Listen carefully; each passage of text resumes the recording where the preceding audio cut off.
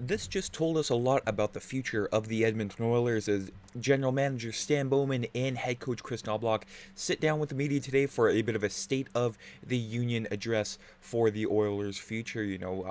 Recapping the Stanley Cup final, acknowledging that Florida had a good team, but looking past that in looking to make some moves for the Oilers to make them much better for next year. All that and more today on Oilers Digest. I know I got rid of the playoff scruff here. It looks weird just looking right at it after growing it out for the past 2 months. I know the shaving of the playoff beard is always the final realization that hey, this season is over, but the off season has just begun, and 86% of you have not yet subscribed to the channel. So make sure you hit that button down below for any and all Oiler news, as it's about to get juicy here heading into the off season. So have the entry draft and free agency. But first, with the State of the Union address here, with the future is now for the Oilers. A lot of observers, trying to justify that the Oilers Cup window is closing, realizing that, hey, it is actually, just starting here. I mean, still, going 0 for 2 in the past two Stanley Cup Finals, but still lots of work to be done for the Oilers. As you can see here, head coach Kris Knoblauch and Stan Bowman sat down with the media today. I'm not going to go over all of the talking points here. You can go on the Oilers website and read the full transcript. I'm just picking the important parts here regarding the Oilers' future there. And when it comes to, cap space and being flexible and trying to get something done here to make the Oilers better, the Oilers have just under $12 million in cap space without contracts for Bouchard or Frederick. Of course, Bowman was, kind of sly, saying, yeah, we don't really have anything started on Trent Frederick today, but you know what? We all know what's going to happen here, but they're going to have to clear money off the books. Evander Kane and Victor Arvidsson are the prime candidates. Both have another year on their contracts at $5.125 million and $4 million respectively. The former has a partial no trade clause, and the latter has a full no move clause that we didn't find out until after the trade deadline, but was displeased to be scratched during the Stanley Cup playoffs. There with Arvidsson. On July 1st, when he was signed here to the Oilers, I was very excited. Time and time again, I mentioned how much he killed the Oilers when he was a member of the LA Kings, and he joins quote unquote the dark side, joins the other team with the Oilers, and again just wasn't really consistently impressed with Victor Arvidsson. But hopefully he tears it up with another team there. But the main question for Stan Bowman, of course, was the priority of number 97, the captain, the star player, the franchise, the city. Connor McDavid said, well, Connor's the best player in the league and the most important player in the league. He's our captain and our leader, so certainly he's the number one priority. But Stan Bowman acknowledging, giving Connor his space there. You guys, we're not even a week removed from the Stanley Cup Finals, saying I also think that listening to Connor's take on things is warranted, considering he's earned the right for us to be respectful of his timing. We're certainly eager to meet with him whenever he wants, but we also understand that he just went through a very tough ending to the season. So timing-wise, Connor's going to drive that process, but there's no question he's a pivotal player on our team, and not just what he does on the ice, but his leadership. He's a great teammate, and he's incredibly important to our group. Whenever he's ready, we're going to dive into that. And of course, Connor McDavid is probably the only player where you can hand him a blank check there, no questions asked there. Whatever he wants for however long he wants, give it to him right now. But of course, it still has to, think things over for the end of the season. Again, all respect here to Connor McDavid, no rush whatsoever. But when it comes to, the insiders, we always have to, wonder what the insiders are thinking about McDavid and his future in Edmonton. But from Brendan Escott of Oilers Now, Frank Saravalli says he believes there is a 100% chance Connor McDavid re-signs in Edmonton. Now, is that just, lip service for Oiler fans? Maybe. Am I loving every single second of that? Absolutely, because, Connor McDavid, he's not the type of guy to, quit on a team when the going gets tough. Ring chase, like Kevin Durant with, the Oklahoma City Thunder there for the basketball fans watching this, when the going gets tough, he just leaves to, pretty much a guaranteed ring. But Connor McDavid, he likes to see things through to the end, and all respect to that. Again, no matter how much he wants for as long as he wants, Connor McDavid is the type of player to command that type of respect there. And some other tidbits from the interview from Oilers Daily here with another transcript. If we have a little bit of youth in the lineup, I think that's important from Stan Bowman. I mean, he's hitting all the right buttons here.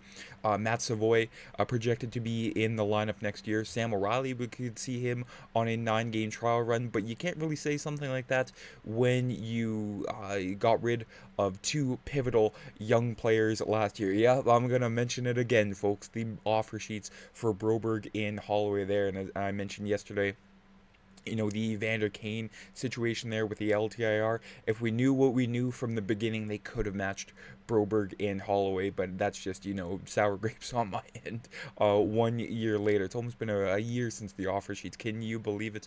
But, for, Stan Bowman to realize his mistakes and getting some more youth, that would be fantastic. I've seen, a guy like Lucas Reichel that Stan Bowman drafted in Chicago, trying to see if you can pry Lucas Reichel out of there.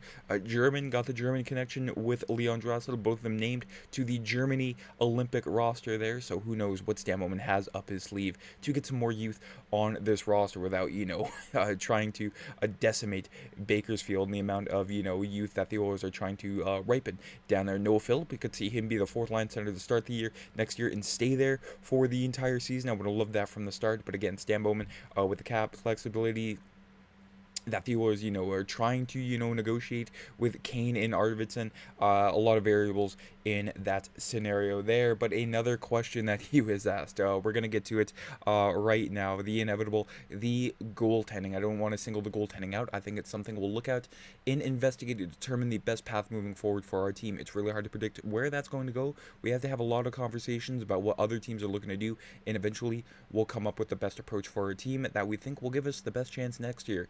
We're going to examine not just our goalies, but our whole team and see if there's a way to be better prepared next season. It could involve the goaltending.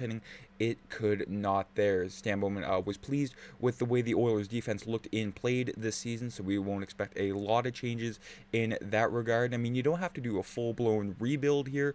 You don't have to blow the core up. You just need to retool and make the team better here, because after, 2 years of making it to the Stanley Cup final, to, make some knee-jerk reaction move would just be silly on Stan Bowman's part, and I think he's trying to avoid that, despite, 8 years to Trent Frederick, folks. 8 years. That is just, very, very questionable. But alas, here we are. And then, of course, the Oilers putting up an 894 both with Pickard and Skinner there. I mean, you just can't roll with that tandem to start the season. Next year, you have to, give your star player, Connor McDavid, the ability to see, hey, maybe we can make some changes to make the team better instead of, just trying to stick with what we have and throwing stuff at a wall and making sure that it sticks for the third year in a row. When really, even though, Skinner and Pickard both outplayed, their contemporaries in the Stanley Cup playoffs up until the Stanley Cup final with Borowski, I mean, beating, Darcy Kemper, who is a Vezina nominee, was a Vezina nominee. I mean, Connor Hellebuck won it.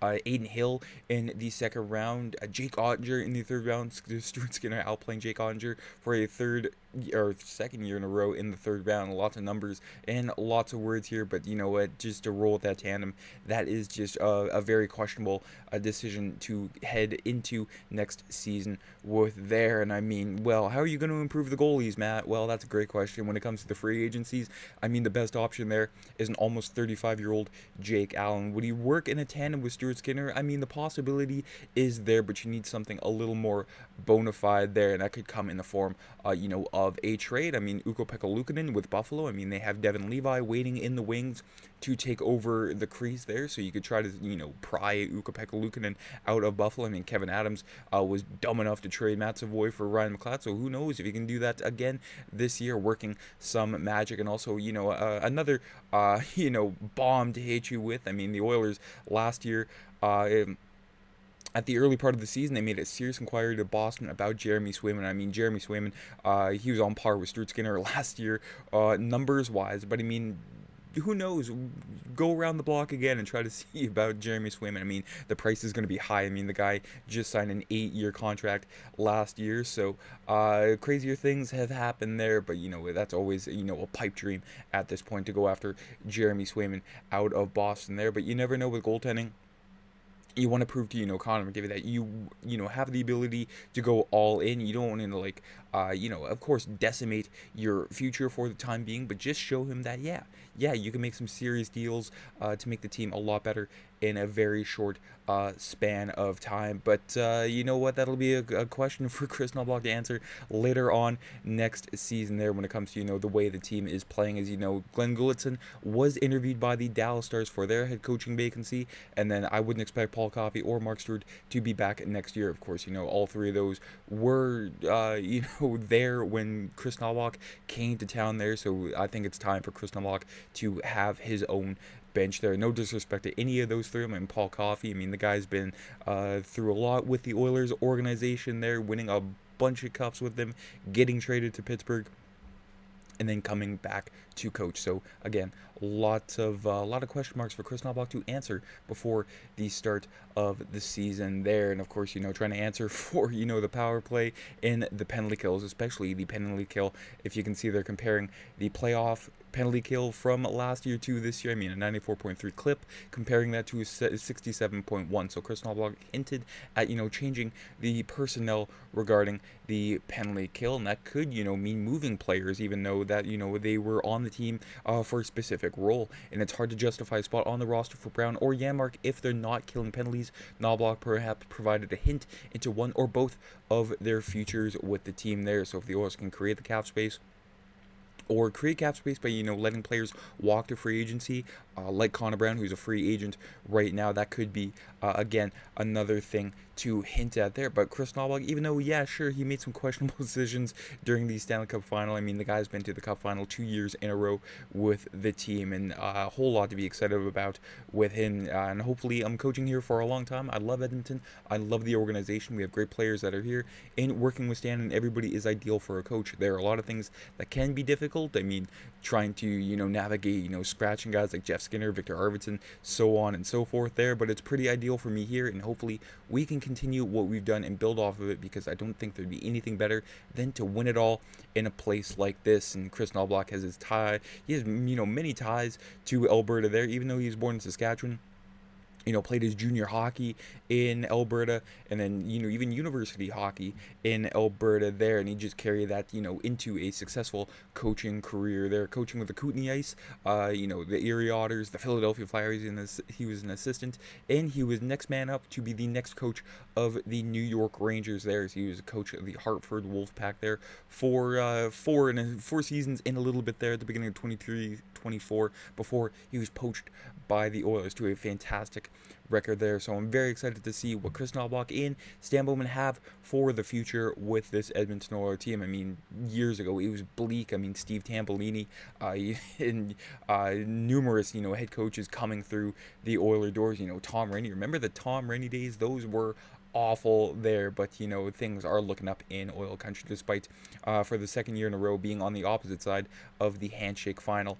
In the final to end the season. But that is it for today's video. Let me know down in the comments what you thought about today's press conference. If you read the transcript, again, there was a whole lot I didn't cover, but that was just, basic questions about, the way the Oilers played against the Florida Panthers, how they could make, the team strategy a whole lot better. But we have the entire summer to, sort of dive into the way the Oilers can play much better next season there. But make sure you haven't, or if you haven't already, make sure you subscribe here to the channel for any and all Oiler news, folks. Enjoy your weekend. Take care. I'm Matt.